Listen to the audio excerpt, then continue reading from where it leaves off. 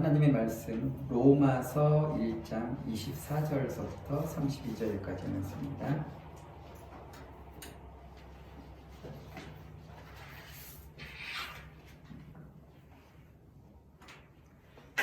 로마서 1장 24절에서 32절까지의 말씀 제가 봉독해 드리겠습니다.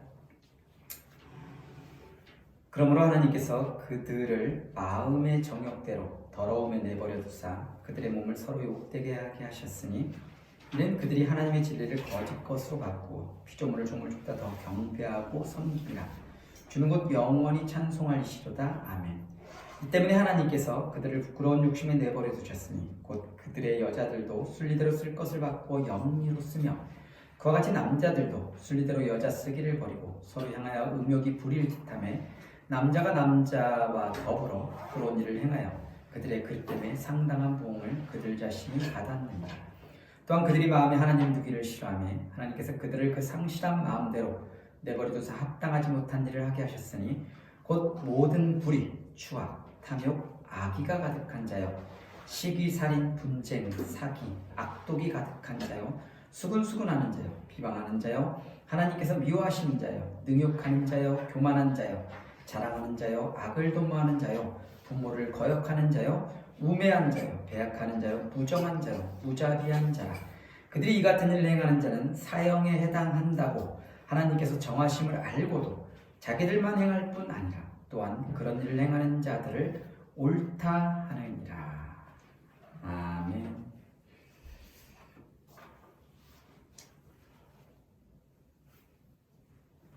지난 시간에 우린 창조주 하나님을 인정하지 않고 하나님의 영광을 썩어질 사람과 그리고 새와 짐승과 기어다니는 동물 형상의 우상으로 바꿔버린 그런 인간들의 어리석음을 대한 하나님의 진노하심에 대해서 말씀을 나누었습니다. 오늘은 더 나아가서 하나님의 진노 아래 놓인 인간들이 받는 형벌에 대한 말씀을 나누려고 합니다. 결론을 미리 얘기하자면 하나님의 진노는 창조자를 주로 섬기지 않고 우상 숭배를 통해 거부한 그 결과들을 그대로 인류가 떠안고 가도록 그냥 방임하는, 내버려 두신다는 그것을 말합니다. 오늘 본문에서 바울은 3번에 걸쳐서 인간을 죄 가운데 내버려 두셨다라고 말하고 있습니다. 진노하신 하나님께서 인간에게 벌하시는 방법은 우상 숭배하는 그대로 내버려 두신다는 겁니다. 구약에서도 하나님이 죄악으로 가득한 인류를 향해서 나타내시는 진노가 여러 모양으로 나타나고 있습니다. 때로는 불로써 태우기도 하시고 우박을 내리기도 하시고 또 하늘로부터 여러 알 수 없는 그런 많은 재앙들을 내리기도 하시고 또 우리가 잘 알듯이 홍수로 멸하기도 하셨던 그 하나님. 그런데 그 하나님께서 갑자기 그냥 인간들이 무엇을 하든지 그대로 놓아두고 계시겠다라는 그런 말씀을 하고 계십니다. 그래서 어떤 신학자는 이 부분에 대해서 이런 표현을 썼습니다. 그러므로 죄의 형벌은 단순히 죄 그 자체이다. 그러니까 그냥 그 죄 실컷 짓도록 내버려 두는 것 자체가 하나님의 형벌일 수 있다라고 그렇게 표현했습니다.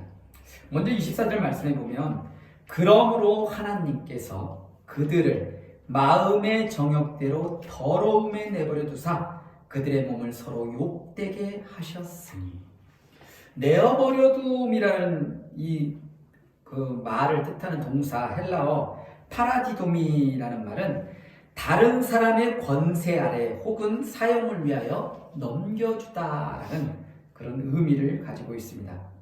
하나님께서는 하나님을 섬기기를 거부하는 인간들의 요구를 그대로 허용하셔서 그들이 바라는 대로 죄 권세 아래 있도록 방임하신다는 그런 말씀입니다. 그리고 이러한 방임은 하나님께서 그들을 구하기를 단순하게 포기하는 것이라기보다는 예정론적인 의미로서 그들을 더욱더 빨리 죄악의 궁극적 단계인 심판으로 그들을 나아가게 하기 위한 그런 조치다라고 우리가 볼 수 있습니다. 그리고 여기 말씀 보면 그들의 몸을 서로 욕되게 하셨으니라고 말하고 있는데, 당시 우상숭배와 결부된 성적인 타락의 결과가 매우 지속적이었다라는 것을 지적하고 있고, 당시 이교도들이 어떤 신전에서 자신들의 신을 섬기면서 행해졌던 어떤 그런 문화하고도 밀접한 관계가 있습니다. 그래서 그들은 단지 어떤 우상숭배를 하는 것뿐만이 아니라 서로 집단으로 매음을 했습니다. 그래서 집단적으로 어떤 성적인 관계를 막 맺게 하고, 또 그런 것들을 통해서 어떤 쾌락을 막 추구하고, 그것이 신을 어떻게 즐겁게 하고 흥분시켜서 신이 어떤 도움들을 많이 줄 것이다 라고 그렇게 많이들 생각을 했습니다. 그래서 그들이 우상숭배를 할 뿐만 아니라 그곳에서 차마 우리가 입에 담기도 부끄러운 그런 많은 그런 악한 일들을 그곳에서 행했다라는 겁니다. 그리고 사탄 숭배하는 그런 사람들 같은 경우는 보면 사람을 죽이기까지 하는, 그래서 사람을 죽여서 그 순수한 그 피를 그 제단에 뿌리기까지 하는 그런 행위까지도 서슴지 않고 행하고 있었다라는 것을 우리가 역사를 통해서도 어렴풋이 알 수 있습니다.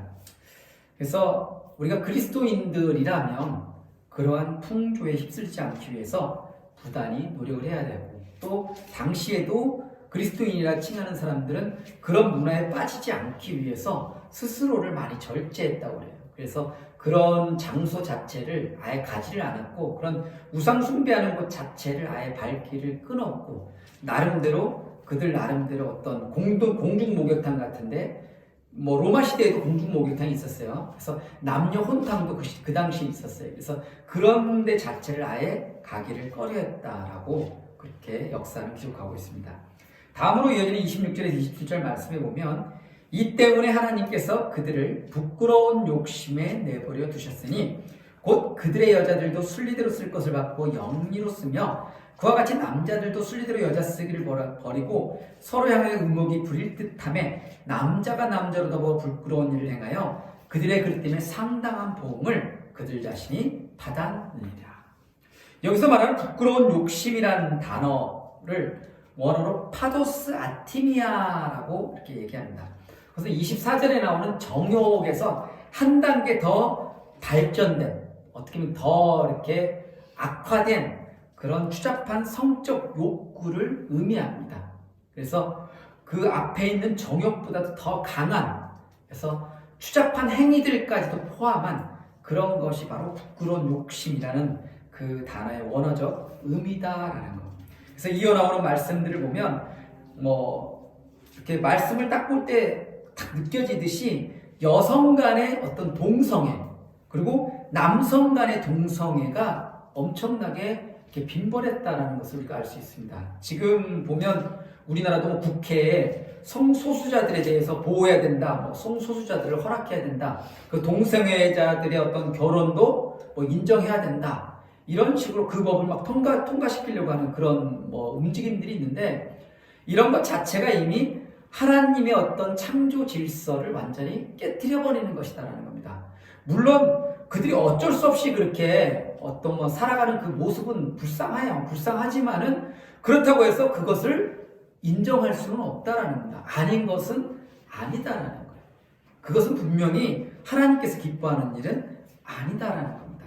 그래서 그럼에도 불구하고 지금 모든 세계의 문화 자체가 그런 쪽으로 자꾸 흘러가는 거예요. 그래서 그런 것들이 어떻게 보면 노아의 홍수 때 어떤 심판을 맞이했던 거라든지, 아니면 소돔과 고모라의 멸망, 그리고 엄청난 거대 제국을 일으켰던 로마가 하루아침에 그냥 멸망했던 이런 모든 것들, 이런 모든 역사의 뒤편을 살펴보면 그들의 문화가 망했던 그 시기가 그들이 성적으로 가장 타락했던 그 시기였다라는 것을 알 수 있어요. 우리가 아틀란티스 대륙에 대해서도 많은 이야기를 하잖아요. 근데 그 대륙의 멸망도 보면 그 당시 그 문화 자체가 엄청난 문화의 꽃을 피웠는데, 그만큼 로마처럼 성적으로 엄청난 타락의 모습을 걷고 있었다라는 거예요. 그렇기 때문에 하나님께서 자연적인 재해를 통해서 완전히 없애버리셨다라고 그렇게 이렇게 믿음의 그런 신학자들이나 이런 사람들은 그런 식으로 주장을 하고 있다는 그래서 하나님의 창조 질서를 위반하는 행위를 우리가 기억해야 돼. 이거 분명히 동성애라는 것은 분명히 이것은 하나님께서 금하신 것이고 이것은 하나님께서 가장 싫어하는 죄 중에 하나다라는 거예요. 그래서 한 신학자는 부끄러운 욕심에 내버려 두셨다라는 것을 인간이 짐승의 수준으로 떨어지게 되었음을 의미하는 것이다 라고 그렇게 해석을 했습니다. 끝으로 28절 말씀은 또한 그들이 마음에 하나님 두기를 싫어하며 하나님께서 그들을 그 상실한 마음대로 내버려 두사 합당하지 못한 일을 하게 하셨으니, 싫어함에 해당하는 헬라어 에도키마산이라는 것은 본래 금이나 은 등을 시금석으로 시험하다, 테스트하다 이런 뜻이에요. 그래서 또한 상실한 마음에 해당되는 헬라어 아도키모스누스라는 이런 단어도 어원이 같아요. 싫어하며 동일한 어근을 지녀가지고 시험한 후에 인정치 아니하는 상태. 이게 뭐냐면 하나님이 계시다라는 걸 계신지 안 계신지 자기들이 시험해 보는 거야. 시험해 봤는데 하나님 분명히 계시다라는 걸 자기들이 알았어. 하나님이 살아계시다라는 걸 알았어요. 분명히 창조주 하나님이 계시다라는 걸 알았는데 알았음에도 불구하고 뭐예요? 거부한다라는 거예요. 내가 이미 그것을 깨달아 알았다라는 거예요. 경험해서 알았고 느꼈는데도 불구하고 인정하기 싫어한다는 거예요. 그것을 거절하는 것. 그것이 바로 이 상실한 마음에 해당되는 그 헬라어의 그 의미다라는 거예요. 상실한 마음이나 어떤 싫어함 이런 것들이 다 같은 그런 의미를 가지고 있다는 거예요. 그래서 여기서 말하는 마음이라는 것은, 마음은 올바른 도덕적 결정을 내리기에 부적합한 그런 마음을 가리키고 있고, 피조물의 마음은 하나님의 계시 밑에 의존해야지 적절하게 자신의 어떤 기능을 발휘할 수 있는데, 하나님을 떠난 마음, 그것은 하나님의 인정을 받을 행동을 하기에는 적합하지 않다라는 거예요. 부적절한 그런 마음이다라는 거예요. 그래서 이어지는 29절서부터는 합당치 못한 일에 대해서 구체적으로 쭉 나열을 하고 있어요. 근데 이것은 사도 바울 서신에 보면 이런 비슷한 이야기들이 참 많이 나오고 있어요.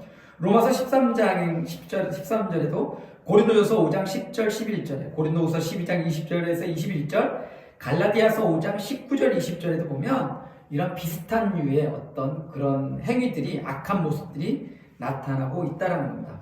그리고 오늘 말씀에도 목록이 많이 길어요. 참 길죠, 그죠? 목록이 길고 내용도 다양하지만은 여기 어떤 규칙적인 질서나 이런 구조는 보이지 않아요. 그렇지만 우리가 한 가지 분명한 것은 그 목록에 포함되어 있는 악덕들이 대부분 인간관계를 파괴하는 악이다라는 겁니다. 그러니까 이런 모든 악의 그런 모습들이 어떤 인간의 그런 순수성과 인간들의 어떤 아름다운 관계들을 파괴시키는 그런 행위가 된다라는 거예요. 그렇기 때문에 여기서 의미하는 바는 명백하다는 거예요. 우상숭배라는 것은 악덕의 홍수를 가져오고 인간 사회를 파괴하고 창조 세계를 무서운 혼란의 구렁텅이에 빠뜨리게 된다는 겁니다. 달리 말하면 하나님을 떠난 인간은 지극히 이기적이 되어서 자기의 존재와 가치만을 주장하다가 무차별하게 다른 사람을 희생시키고 서로 원수가 된다는 것. 이와 같이 하나님을 마음에 두기 싫어하는 자는 존재 질서에 대한 의식뿐만 아니라 자신에 대한 통제력도 상실하게 된다는 겁니다. 그래서 그의 죄악은 우상 숭배에서 시작하여서 남녀관계를 비롯한 모든 인간관계의 붕괴로 발전된다라고 볼 수 있습니다. 그래서 타락한 인간은 브레이크가 고장난 기차처럼 아무런 제어를 받지 않고 자기 욕심 가운데서 마음껏 달리도록 허용된 것, 이것이야말로 무서운 하나님의 저주가 아닐 수 없다라는 겁니다. 그래서 어떻게 보면 이런 모습들이 지금 사회에 만연하다는 것. 그런데 더욱더 안타까운 게 뭐냐면, 아담 때부터 인간은 하나님의 뜻을 알고 있었음에도 불구하고 끊임없이 거역하고 자신들뿐만 아니라 다른 사람들에게까지 그 죄를 행하게 했다라는 거예요. 아담도 그랬잖아요. 하나님께서 분명히 그 선악을 알게 하는 나무의 열매는 먹지 말라는 걸 알고 있었어요. 알고 있었는데 어때? 뱀의 유혹에 넘어가가지고 그걸 알고 있음에도 불구하고 거역한다라는 겁니다. 그리고 자신만 범하는 것이 아니라 뭐예요? 그것을 또 그 하와가 자기가 그것을 먹고 난 다음에 아담에게 주죠. 그죠? 그러니까 똑같은 거예요. 아담과 하와가 그런 어떤 죄가 계속해서 파급된다라는 겁니다. 근데 그런 원죄의 모습들이 지금 인간의 어떤 삶의 모습 속에서도 끊임없이 나타나고 있는 거예요. 분명히 아담과 하와는 하나님의 뜻을 알고 있었던 사람들이래요. 그리고 우리도 또한 지금 많은 사람들이 하나님의 뜻을 알고 있다라는 거예요. 그럼에도 불구하고 하나님 두기를 싫어한다라는 거예요. 그렇기 때문에 하나님께서 그들을 그 죄악 가운데 그냥 내버려 두신다라는 겁니다. 그래서 다른 사람들에게까지 그 죄를 행하게 하고 심지어 그것을 옳다고 인정하기까지 한다는 것. 이것은 인간의 죄가 단순히 하나님의 권위에 대한 순간적인 불복이 아니고 아주 의도적이고 계산된 그런 도전임을 보여주고 있다는 겁니다. 그래서 본문 마지막 부분에 대해서는 제가 이렇게 같이 읽고 있는 그 유진 피터슨의 메시지 성경 말씀을 한번 읽어드리고 오늘 말씀을 마치려고 합니다. 마지막 부분을 그 메시지 성경에서는 이렇게 번역을 했어요. 그들이 뭘 몰라서 그러는 것이 아닙니다. 그들은 자기들이 하나님의 얼굴에 침을 뱉고 있다는 사실을 너무도 잘 알고 있습니다. 하지만 그들은 개의치 않습니다. 오히려 가장 나쁜 짓을 가장 잘하는 이들에게 상까지 주고 있습니다.